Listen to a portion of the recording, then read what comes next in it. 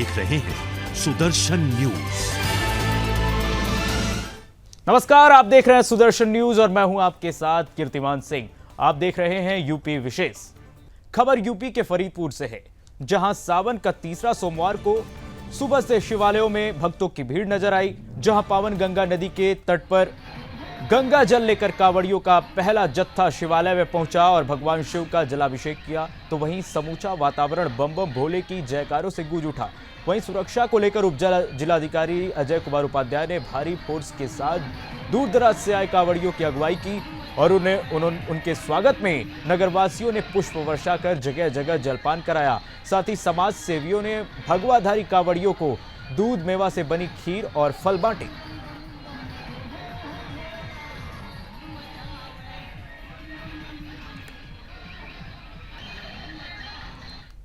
अब खबर यूपी के वाराणसी से है, जहां गंगा का जलस्तर बढ़ने लगा है, जिसके चलते परंपराएं भी प्रभावित होने लगी हैं। रविवार से प्रसिद्ध गंगा घाट दशाश्वमेध पर होने वाली नित्य गंगा आरती का स्वरूप छोटा कर दिया गया है। इसके पीछे बताया जा रहा है कि सावन में श्रद्धालुओं की संख्या ज्यादा हो गई है और घाट पर स्थान कम बचा है। चूंकि बनारस के सभी 84 गंगा घाट जलमग्न हो चुके हैं, वहीं गंगा सेवा निधि द्वारा अब तक 7 अर्चकों द्वारा की जाने वाली गंगा आरती अब एक ब्राह्मण अर्चक द्वारा परंपरागत तरीके से संपन्न कराई गई। गंगा सेवा निधि के कोषाध्यक्ष आशीष तिवारी ने बताया कि गंगा के जलस्तर में हुए वृद्धि को देखते हुए जिला प्रशासन में विशेष अनुरोध किया था कि आरती के स्वरूप का छोटा कर दिया जाए। इसी को लेकर दशाश्वमेध घाट पर होने वाली विश्व प्रसिद्ध मां गंगा की आरती आज एक अर्चक द्वारा परंपरागत तरीके से हुई।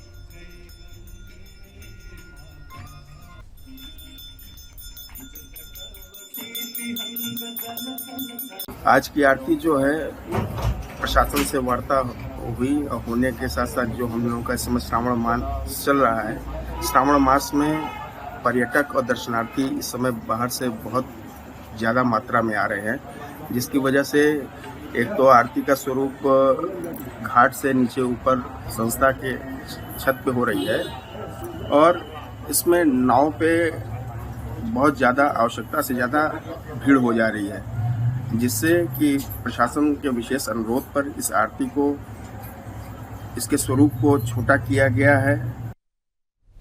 यूपी सरकार के ऊर्जा राज्य मंत्री ने महोबा पहुंचकर सरकार के 100 दिन पूरे होने पर उपलब्धियां बताई और कहा कि सरकार ने प्रदेश में लगभग 76,000 स्थानों को अतिक्रमण मुक्त किया है।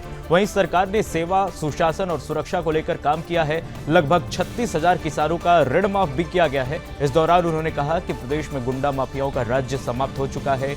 इसके साथ ही 18 मंडलों में कैबिनेट मंत्रियों ने जनता का फीडबैक सीएम को सौंपा।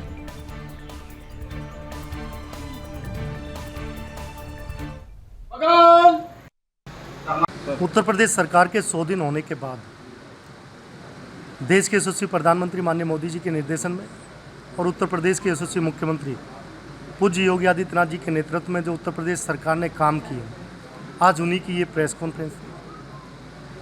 माननीय मुख्यमंत्री जी ने सभी विभागों के 10 सेक्टर बनाकर अलग अलग सब लोगों को कार्य आवंटित किए कि 100 दिन का ये लक्ष्य, 100 दिन, 6 महीना, 2 साल, 5 साल, इस तरह से लक्ष्य सभी को दिया गया है। अब खबर यूपी के मथुरा से है, जहां ग्राम पंचायत बाजना के ग्राम सचिव ज्वाला सिंह के खिलाफ भ्रष्टाचार का मामला सामने आया है, जिसकी अभी तक कोई कार्रवाई नहीं की गई है। ग्रामीणों ने बताया कि सचिव के द्वारा लगभग 32 से 34 लाखों का घोटाला किया गया है और पानी की टंकी, रास्तों की मरम्मत, मिनी सचिवालय और खरंजों के नाम पर रुपए निकाल लिए गए। पूर्व में भी ऐसे कई भ्रष्टाचार के मामले सामने आए हैं, जिनकी जांच भी मात्र खानापूर्ति होकर रह गई। इससे ग्रामीणों में काफी रोष है। ग्रामीणों का कहना है कि उनकी समस्या का समाधान नहीं हुआ तो वो सभी बड़ा धरना प्रदर्शन करने पर मजबूर होंगे।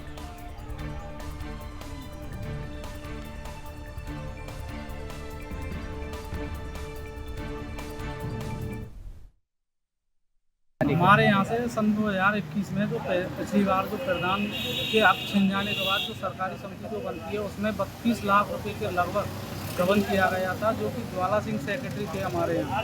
उन्होंने पैसा निकाल लिया है। जमीनी स्तर पर कोई भी कार्य नहीं हुआ। उसी दिन से हम प्रार्थना पत्र लगातार करीब 15-20 बार दे चुके हैं, अभी तक कोई भी कार्रवाई नहीं की गई। हमने DPRO साहब को दिया है, CDO साहब के आदेश के अनुसार शपथ पत्र लगा के दिया। उन्होंने बोला था कि शपथ पत्र लगा के दीजिए, तो हमने आज शपथ पत्र लगा के आज प्रार्थना पत्र उनके DPRO साहब को। गांव में जो सेक्रेटरी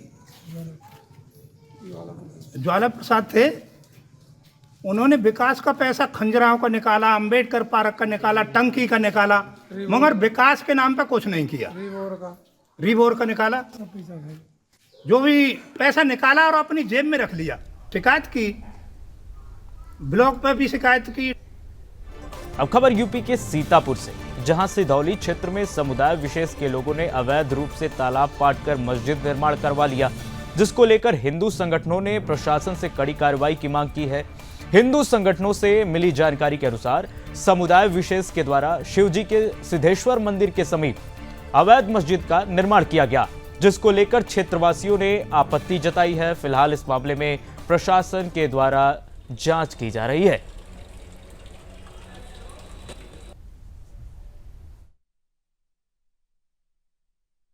ऐसा हुआ भैया कि हमें जानकारी मिली है कि सिद्धेश्वर मंदिर के पीछे तालाब है, वहाँ पर ये कुछ विशेष समुदाय के लोग हैं जो कि गलत तरीके से मस्जिद बना करके वहाँ पर जो है काफ़ी लोग एकत्रित होकर के जिहाद का काम कर रहे थे। तो हम सभी लोग वहाँ पर पहुँचने के बाद हमें पता चला कि वो कोई रजिस्ट्रेशन वहाँ का है नहीं, फालतू में एक प्राइवेट जगह है, वहाँ पर बना करके लोग इकट्ठा हो रहे हैं और किस मंशा से इकट्ठा हो रहा है वो हमें नहीं पता चल पाया था। इस वजह से हमने जो है कोतवाल महोदय को फ़ोन करके वहाँ पर बुलाया और सभी को बुलाए हैं। यहाँ पर कोतवाल साहब ने बुलाया था और उन सबको भी हम लोग भी आए हैं। फिलहाल लिखित तहरीर दी है। हमारी बस यही मांगे हैं कि ये जो मस्जिद बना करके जो काम कर रहे थे, हमें शक है कि अवैध रूप से है, अवैध रूप से चल ही रहा था, तो इस पर सघन जांच हो और इन लोगों पर उचित कार्रवाई की जाए। अब खबर यूपी के वाराणसी से है, जहां सावन के तीसरे सोमवार को वाराणसी हाईवे खून से रंग गया। आमने सामने बाइक की भिड़ंत में 3 कांवड़ियों की मौके पर ही दर्दनाक मौत हो गई, जबकि 2 कांवड़िए गंभीर रूप से घायल हो गए। गंभीर रूप से घायल दोनों कांवड़ियों को BHU ट्रॉमा सेंटर में भर्ती कराया गया है, जहां उनकी हालत नाजुक बनी हुई है। बता दें कि सावन में हाईवे का एक लेन कांवड़ियों के लिए आरक्षित रखा गया है, ताकि कांवड़ियों को काफी आने और जाने में कोई परेशानी ना हो। इसके बावजूद एक ही लेन पर आमने सामने दोनों बाइकों की भिड़ंत हो गई। वहीं मौके पर पहुंची पुलिस ने शवों को कब्जे में लेकर घायलों को अस्पताल भिजवाया।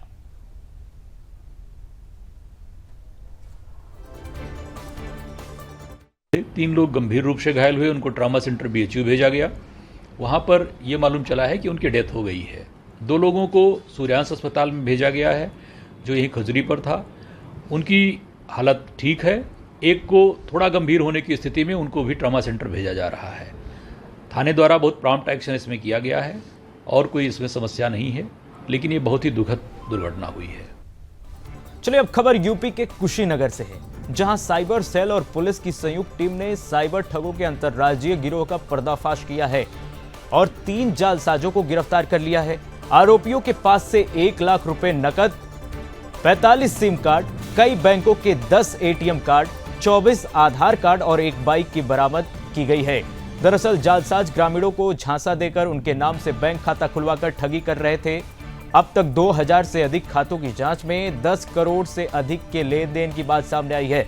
फिलहाल पुलिस ने 3 आरोपियों के खिलाफ मुकदमा दर्ज कर मामला दर्ज किया है और आगे की कार्रवाई जारी है।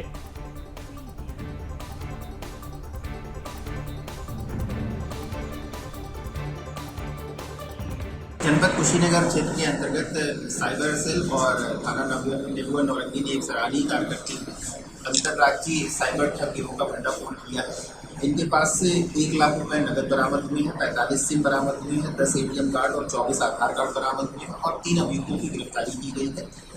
ये सभी व्यक्ति अलग अलग खातों के माध्यम से साइबर फ्रॉड करते थे और जो खाते थे उसमें अलग अलग व्यक्तियों के नाम से ये अमाउंट पहुंचाया करते थे। ऐसे 2000 खातों से 2000 से। अब खबर यूपी के हापुड़ से, जहां सिंभावली थाना क्षेत्र में बच्ची के साथ दुष्कर्म का प्रयास करने वाले मुस्लिम की गिरफ्तारी न होने के विरोध में अखिल भारतीय ब्राह्मण महासभा के कार्यकर्ताओं ने धरना प्रदर्शन किया। अखिल भारतीय ब्राह्मण महासभा प्रभारी विजेंद्र शर्मा ने कहा कि पुलिस लापरवाही के चलते 11 वर्षीय बेटी के साथ दुष्कर्म का प्रयास करने वाले समुदाय विशेष के आरोपी को गिरफ्तार नहीं कर पाई है। समाज के लोगों ने करीब 3 घंटे तक थाने का घेराव कर सिंभावली थाना प्रभारी को हटवाने की जिद पर अड़ गए। सूचना पर पहुंचे सीओ पवन कुमार ने लोगों को समझाने का प्रयास किया। वहीं गुस्साए लोगों ने कहा कि करीब 2 सप्ताह बीत चुके हैं और पुलिस की अनदेखी के कारण आरोपी गिरफ्त से दूर है। अगर पुलिस की यही कार्यशैली रहेगी तो अपराध पर लगाम कैसे लग पाएगा। हालांकि सीओ ने बताया कि आरोपी को पकड़ने के लिए कई टीमें लगी हुई हैं और जल्द ही आरोपियों की गिरफ्तारी कर लिया जाएगा।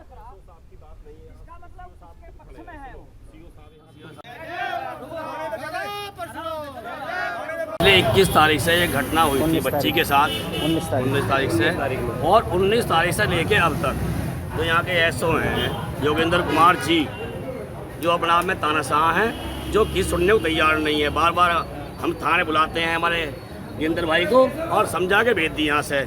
अभी हम थाने पे आए मिलने के लिए, चंद लोग कार्यकर्ता थे कि आज मिल के बात कर ले बैठ के।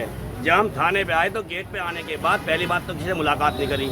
मुलाकात करने में आए तो तानाशाह उसमें आए।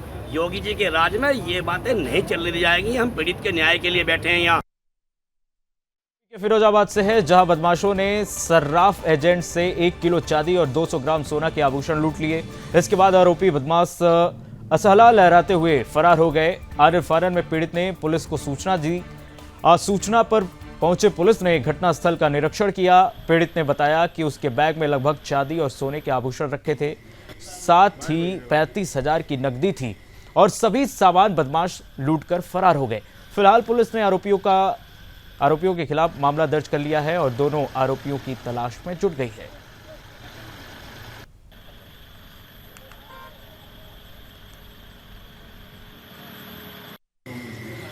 भारौल कस्बे से एक किशन लाल नामक व्यक्ति हैं जो एजेंट के तौर पर थोड़े बहुत ऑर्नामेंट को लेन देन का काम करते हैं। आज भारौल कस्बे में जो शीशागंज में है वहाँ से एक जगह से 35,000, एक जगह से 10,000, कुल लगभग 45,000 रुपये का ऑर्नामेंट दिए थे, उसको लेके जा रहे थे। साथ में कुछ थोड़ा बहुत ऑर्नामेंट था। पीछे से 2 लड़के आए, जब सिकोहाबाद थाना क्षेत्र में पहुँचे हैं तो वहाँ पर दोनों लड़कों ने इनके बाइक को रुकवा लिया और बैग इनका ले लिया। घटना के संदर्भ में अभियोग पंजीकृत किया जा रहा है। इस घटना के सूचना प्राप्त होते ही सभी अधिकारीगण आ गए। इसमें कुछ संदिग्ध लोगों के नाम भी प्रकाश में आए हैं। घटना का शीघ्र ही अनावरण कर लिया जाएगा। अब खबर यूपी के हापुड़ से। यूपी के हापुड़ में एक छात्र ने ब्रिज से नीचे कूदकर जान दे दी, तो वहीं आनन-फानन में ग्रामीणों की मदद से छात्र को गंभीर हालत में एम्बुलेंस द्वारा प्राथमिक स्वास्थ्य केंद्र पहुंचाया गया, जहां प्राथमिक उपचार के बाद उसको मेरठ के लिए रेफर कर दिया गया। लेकिन देर रात उपचार के दौरान छात्र की मौत हो गई। वहीं घटना की सूचना मिलने के बाद परिवार में कोहराम मच गया है।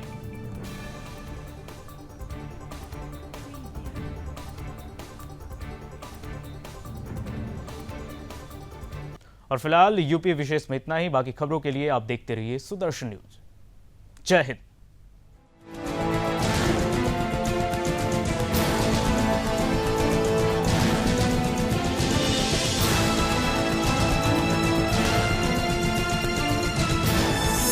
आप देख रहे हैं सुदर्शन न्यूज।